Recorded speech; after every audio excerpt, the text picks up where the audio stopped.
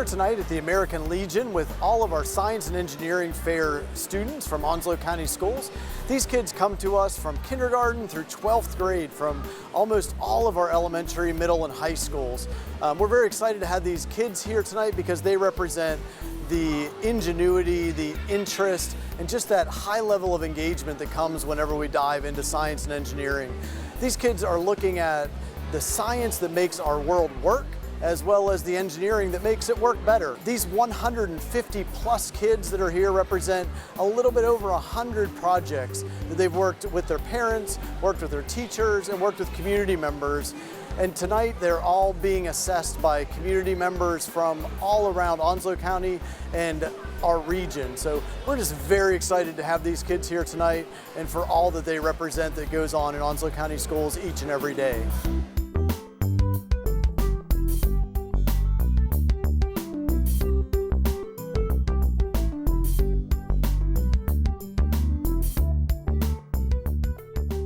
So my name is Sarah Barnett, and I'm a second grade teacher at Richlands Primary School, and this is the first year that we have ever participated in the Science and Engineering Fair.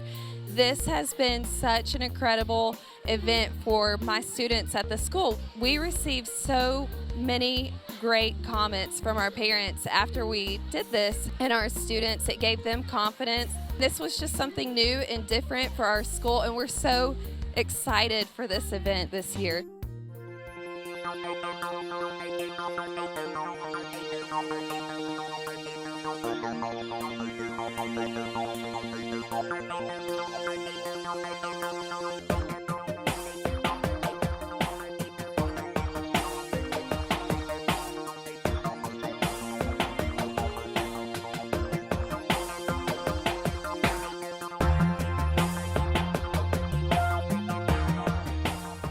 So I always find it interesting to see from year to year the development in engineering and science skills in our local schools.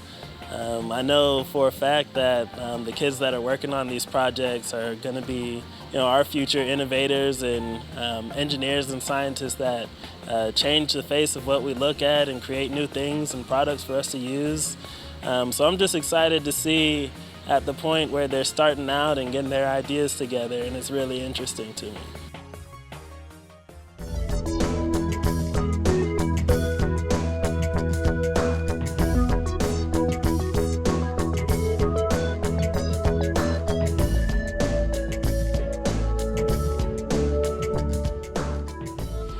We actually tried to improve it, but it didn't work because we didn't know how to make a stand. Okay. My original question was, why do certain color waves bounce off of certain objects? Actually, I found out that color waves don't bounce off objects, they bounce off our eyes, so our head actually places the colors on the objects. My project was which baseball bat will hit the ball further, aluminum or wooden. My hypothesis was the aluminum bat because it's lighter and easier to swing, and you'll have an easier chance to hit the ball further. I buried a plastic bag, a biodegradable bag, and a paper bag for 9 weeks. After the first 6 weeks, I dug them up to see the progress. The paper bag was decomposing, and the biodegradable bag and the plastic bag looked about the same. Frisbee, tire, tennis ball, and I call it the bone shoot toy. My hypothesis was that the lunchbox with the mini solar power fan would keep the foods in the lunchbox cooler, and it did. And I also learned as long as it's some kind of radiant solar heat, it could be sitting by a window or even in here, solar power does work. So tell us what you're doing in your pictures.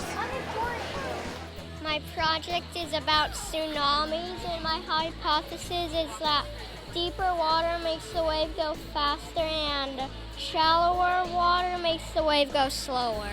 My question was, does electronics affect your sleep? And my hypothesis was that it would affect your sleep because of the light, it would affect your brain. My project is about soundproofing a room and finding out what material would be best to soundproof the room. I tested 4 materials: cardboard, foam, curtain, and carpet. And My hypothesis was that the carpet would be the best at soundproofing and that the foam would be the worst. And when I tested this, that turned out to be correct. My idea was to come up with a way to keep the pick attached to your body that could be out of the way, but also so you could finger pick and strum without having to put it down. So me and my partner Gabby, we built the lifter rack. It solves a problem because most people, when they're grilling, they have to take the rack off and put the food aside to stoke the coals when they start to die down, and you have to rekindle the flame. So we solved the problem that you can just simply lift the rack up, put it to the side, and stoke the coals, making it safer and easier. This hand is designed for children in need.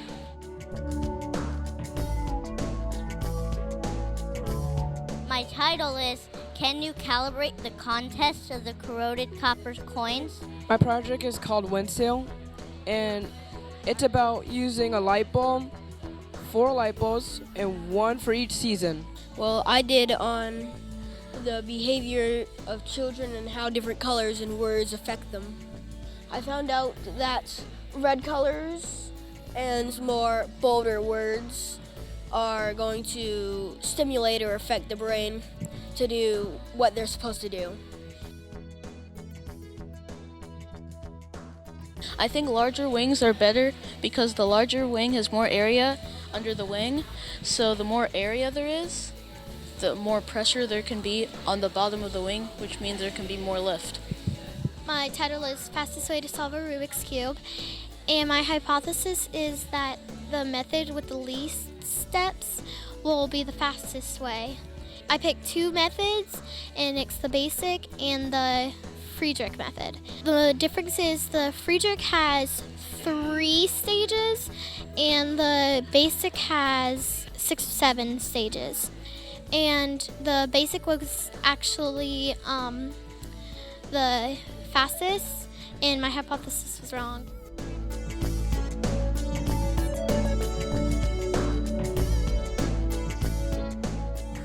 This afternoon, actually yesterday afternoon, thank you for bringing in projects with your children and teachers, for bringing them in with your students, and just making this possible. This whole piece of thinking about science not as something we just learn about, but as something that we do is highly important to us here in Onslow County Schools. We are super excited about our K2 group, and I'm going to call them up so that they can be recognized. Our first project was What's Popping, and that young scientist is Abigail Montgomery. Our second K2 project was Colored Bird Seed, and that young scientist is Davis Newbold. Our next project was Colorful M&Ms, and this young scientist is Olivia Brown.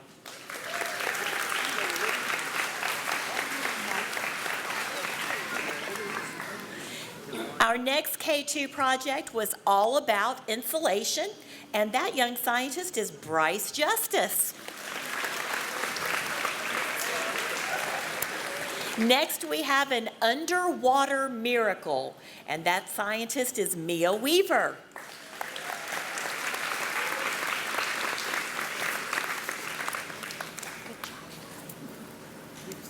Next, we took a look very closely from a K2 perspective at heart rate and exercise, and that project was by Mackenzie Cox.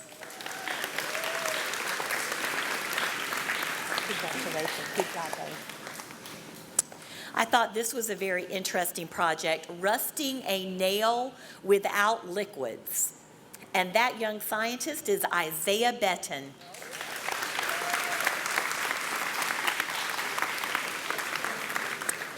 Why do we need bees? What a great question. And that young scientist is Natalia Smothers.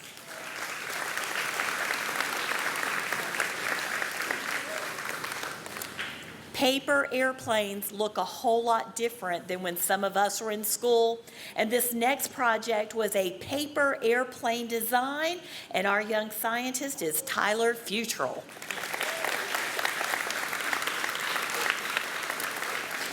This next one sounds like a lot of fun, the Great Rocket Race, And our young scientist is Kyler Omoski.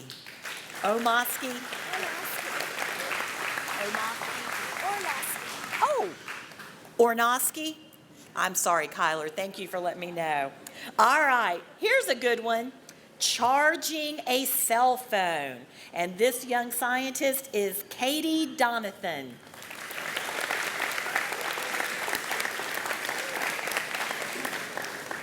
Anybody in the crowd like strawberry shortcake? You would appreciate this next project. The best way to have the freshest strawberries, Chloe Nelson. Oh, and last but certainly not least from our K2 scientist, one of my favorites, Humpty Dumpty, and that young scientist is Jackson Maddox. Madeline Atkinson, will you come see me for just a minute, please? Come right up here to the microphone. All right, and you have to tell me the name of your project. Battle of the Gums. Battle of what? The Gums. The Gops? Gums. Gums. Oh, I like it. Well, we forgot Madeline, so please give her a big round of applause.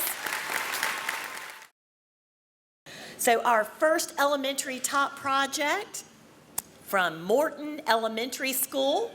The project was Can You Calibrate? And our young scientist is Kason Neal. All right, our second top elementary project is from Southwest Elementary. The name of the project was Temperature versus Mass, and please help me congratulate Alejandro Sotelo.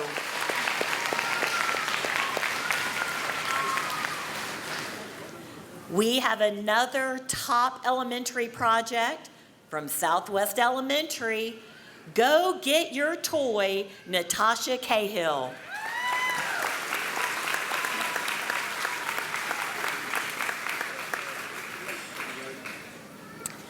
We have a little bit of a theme developing here because we have a third project from Southwest Elementary, Tsunami Science, Adrian Sotelo.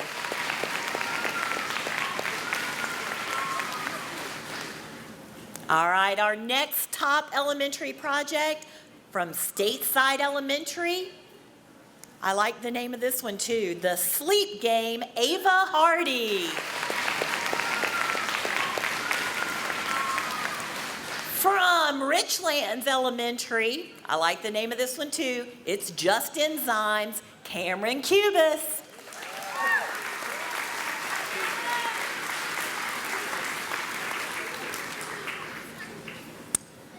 All right, here we go. 4 more from Belfork Elementary. The Speediness of the Venus Flytraps Snaps. Riley Nelson.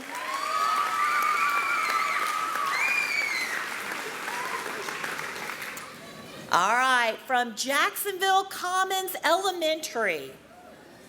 Swing for the Fences, Slayton Owens.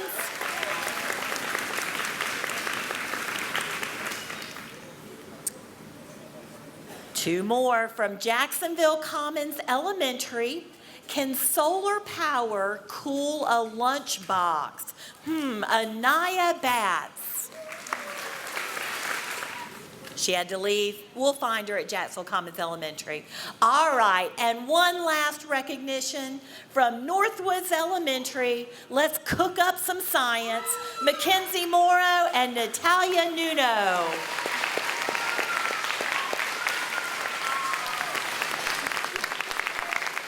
Here we go, top projects from our middle school level. From Jacksonville Commons Middle School, the Car Accident Escape Kit, Carson Antonin and Anon Taveria. We have another top middle school project from Trexler Middle School, hands-only CPR, Carrington Sides.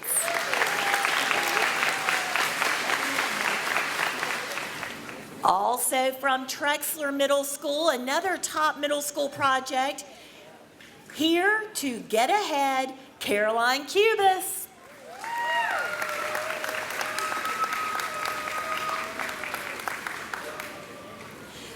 from Jacksonville Commons Middle School, a project by the name of Soundproofing Jack Smith.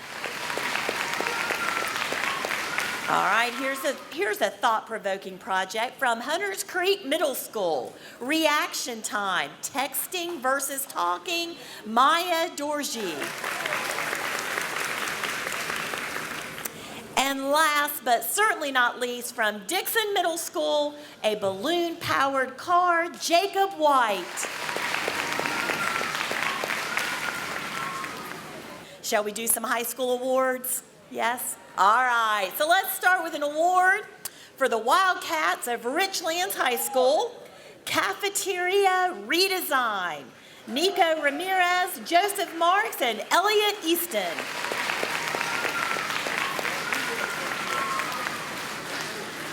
We have another award for some different Wildcats from Richlands High School.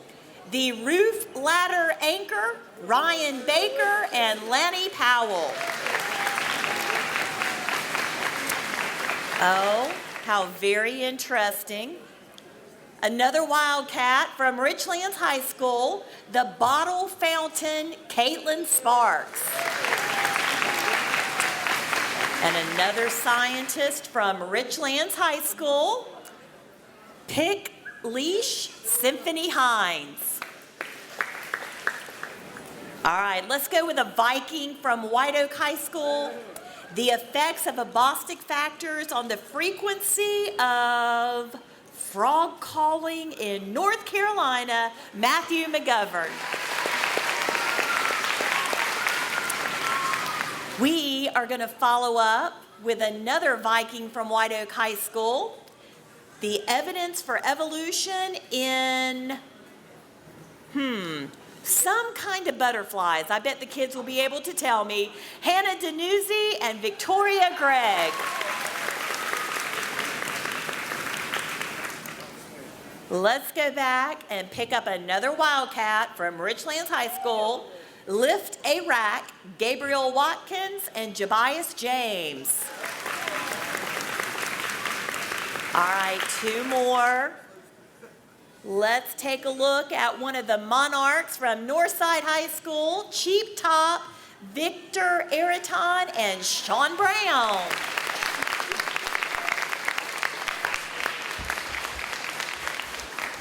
So our last high school top award from White Oak High School, brain cancer and the associated risk for depression, Emily Sand and Victoria Yammy. And ladies and gentlemen, let's give all of our high school top projects a big round of applause.